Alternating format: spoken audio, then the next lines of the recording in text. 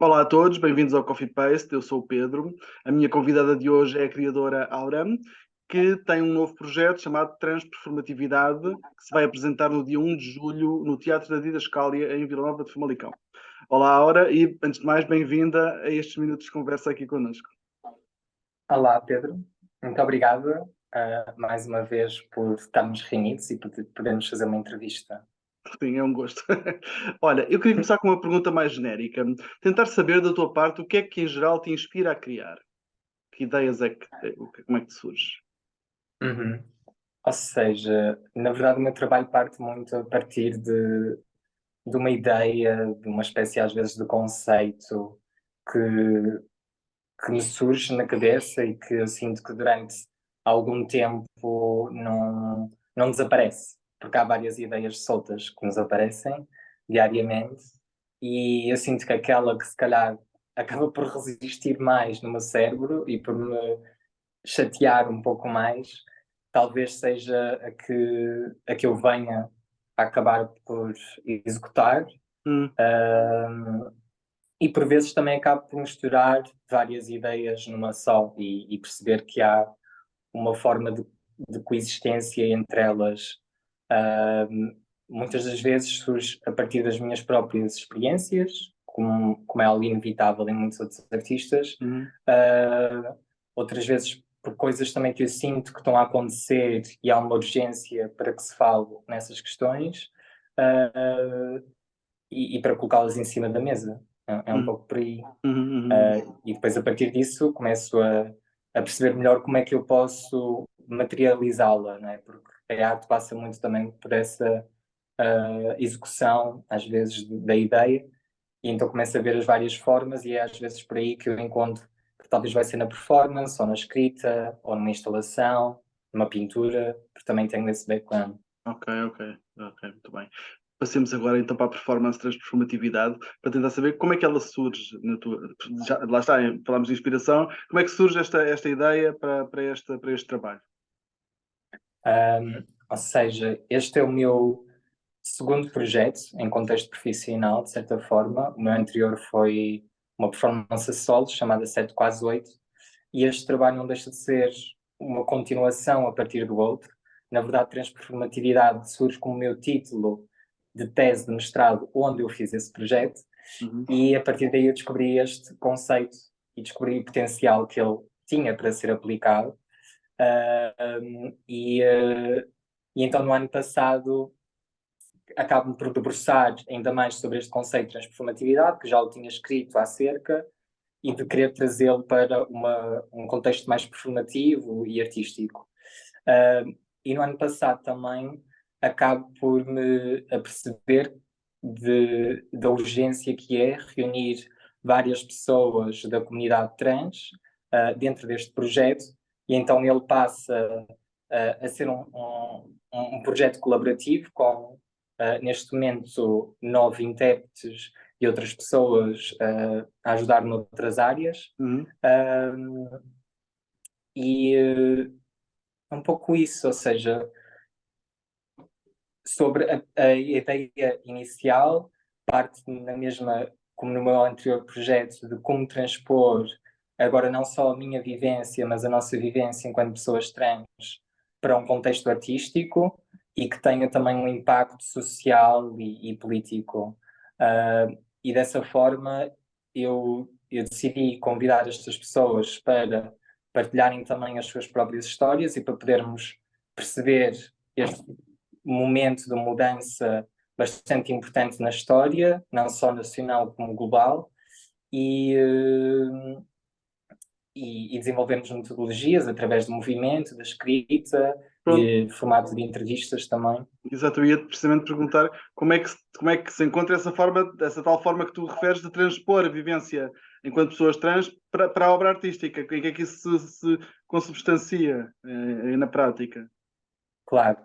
Ou seja, só para clarificar aqui um pouco, eu neste momento estou a trabalhar com pessoas trans locais ou que estejam a residir numa determinada cidade, e Uhum. neste momento acabei por elaborar 2 grupos, um deles mais sediado no norte de Portugal, no Porto, e outro em Lisboa, centro de Portugal.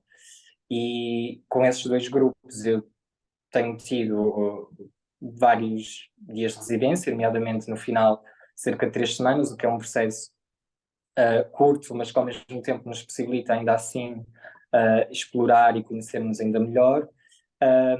E durante esses momentos eu vou propondo uma série de exercícios através de escrita e movimento autêntico, de podermos conviver, de contarmos as nossas histórias, jogos às vezes de verdade e mentira, outras ações mais focadas em movimento, tal como um movimento lento, muito vindo também do Butô, ou de repetição e de loop de certos movimentos.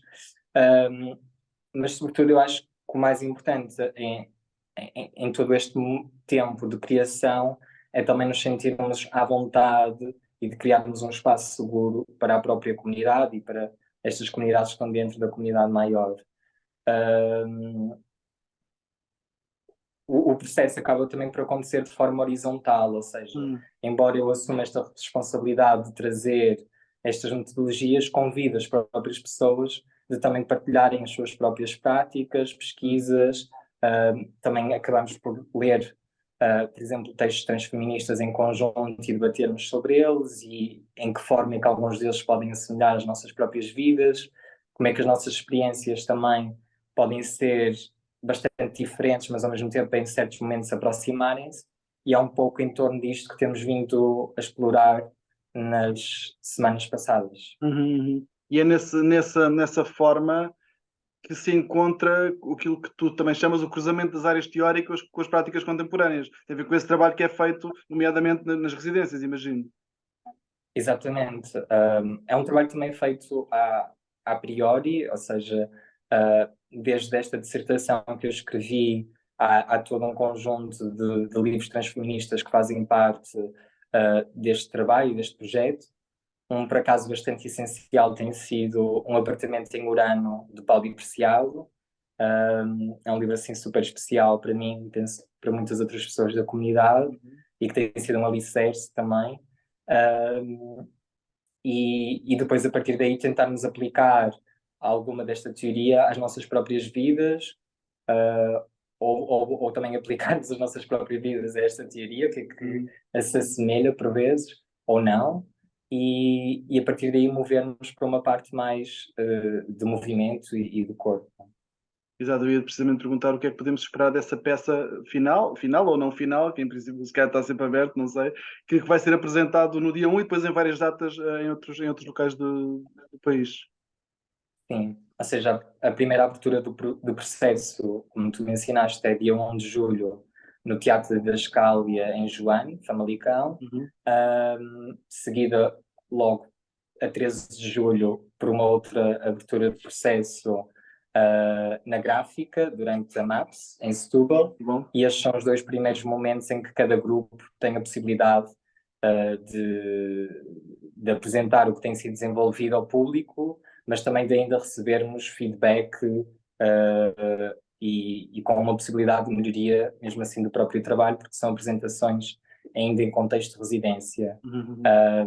Apesar que o processo já tem sido bastante desenvolvido, e o que, sem revelar muito, né, mas o que irá acontecer são, na verdade, 2 formatos, um expositivo e um performativo.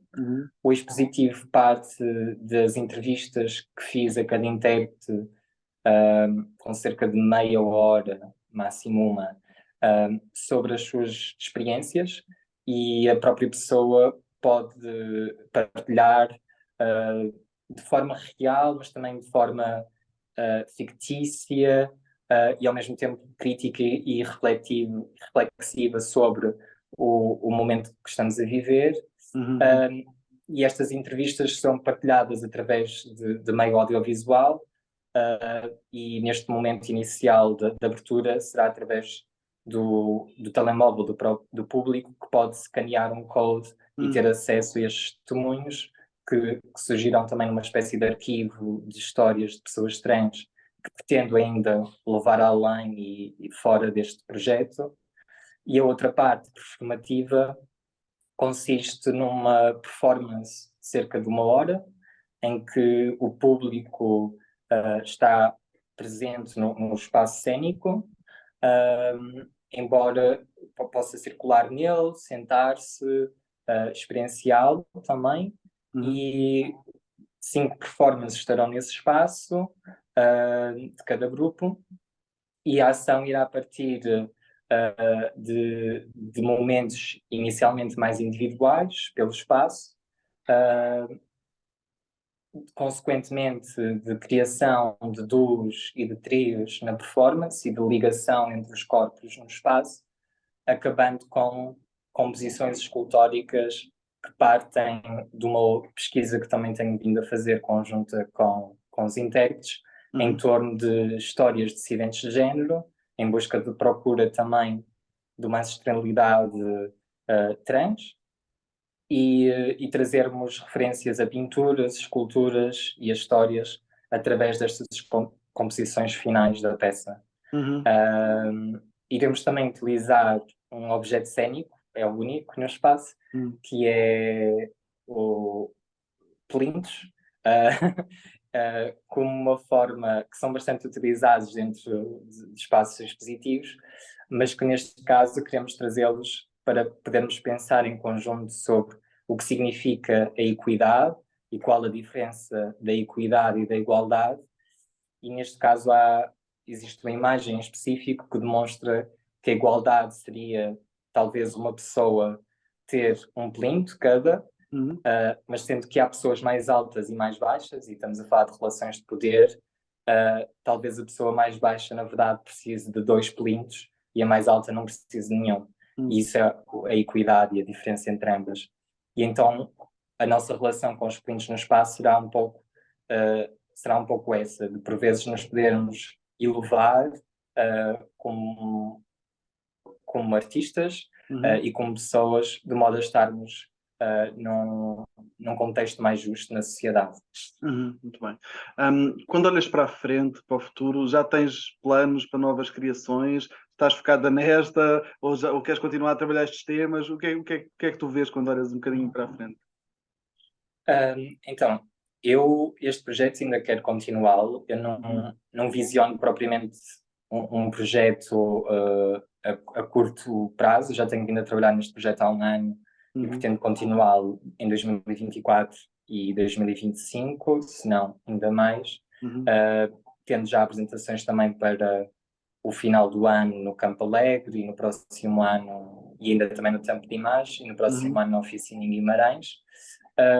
Contudo, também tenho conseguido estabelecer conexões com países exteriores que também se mostraram interessados neste projeto e de levá-lo aos seus países, aos seus teatros. Então, possivelmente, este projeto também poderá acontecer talvez no Reino Unido, Bélgica, Holanda, Brasil, quiçá, com comunidades trans locais ou até mesmo com uma interseção entre a comunidade de cá e de outros países. Esse seria o meu grande objetivo. Há outros projetos assim também na gaveta, mas que nem sempre dá para focar em várias coisas ao mesmo tempo, e neste momento este projeto é algo bastante querido para mim, então tenho debruçado sobre ele mais tempo, mas há sempre espaço às vezes para outros projetos virem a acontecer, entretanto. Claro. Eu ao ler o teu texto, o texto do dossiê que tu fizeste a favor de enviar, fala sobre a solidão. Eu queria te perguntar se de facto esta questão é uma questão, um problema que a comunidade trans sofre ou sente fortemente ou em particular. Assim, eu acho que não sei se será possível generalizar para todas as pessoas, contudo, este projeto surgiu ainda num contexto pandémico, na verdade. 2021 ainda foi um ano, 2022 ainda foi um ano um pouco sensível, e na verdade quando eu escrevi a tese em 2021 ainda estava mais sensível. Sinto que neste momento já se ultrapassou um pouco esse contexto pandémico, ainda assim vivemos num momento que eu penso que é bastante mais individualizado, tanto no próprio setor das artes, mas também socialmente, focado muito na noção do indivíduo, que tem as suas vantagens e desvantagens, e eu sinto que, obviamente que existe uma comunidade trans que tem prestado bastante apoio às diferentes pessoas, e eu na verdade falo de uma comunidade trans, mas talvez sejam várias comunidades trans ao redor do mundo, algumas delas interligadas e que dão apoio.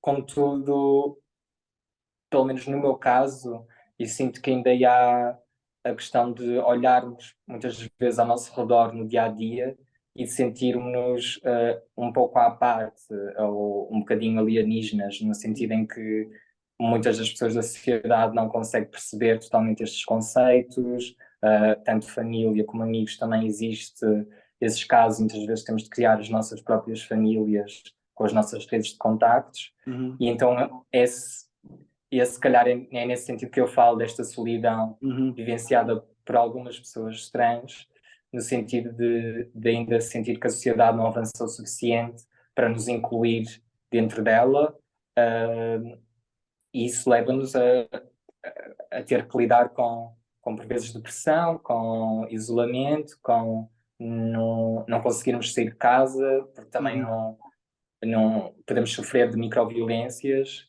muito mais facilmente fora de casa do que dentro de casa, então dessa forma muitas das vezes isolamos.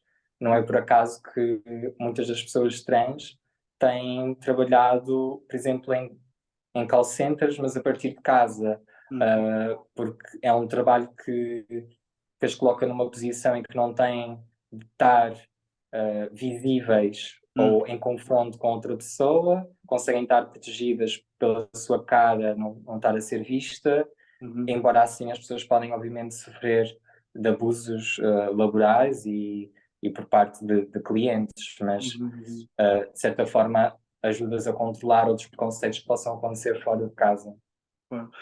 Ainda assim, e para concluir, pergunto-te se pensas que é possível, ainda assim, um mundo mais justo, inclusive e tolerante. Eu acredito que sim. Obviamente que com muito trabalho e eu quero sempre manter este sentido mais positivo perante o futuro.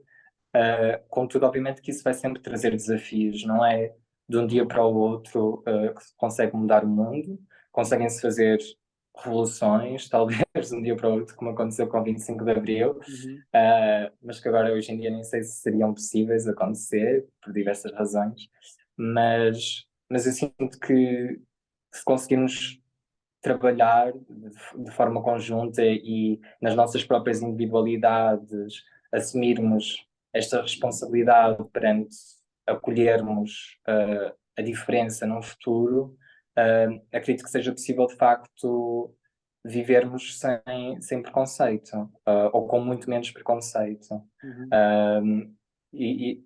Acho que se não acreditasse não estaria a fazer os projetos que estou a fazer. Acho que é uma das coisas que na verdade me motiva a fazer, não que a função dos meus trabalhos seja essa, mas também o é, e também está dentro do que faço. Então terminamos com uma nota de esperança. Ora, muito obrigado, foi um gosto conversar contigo. Muito obrigada.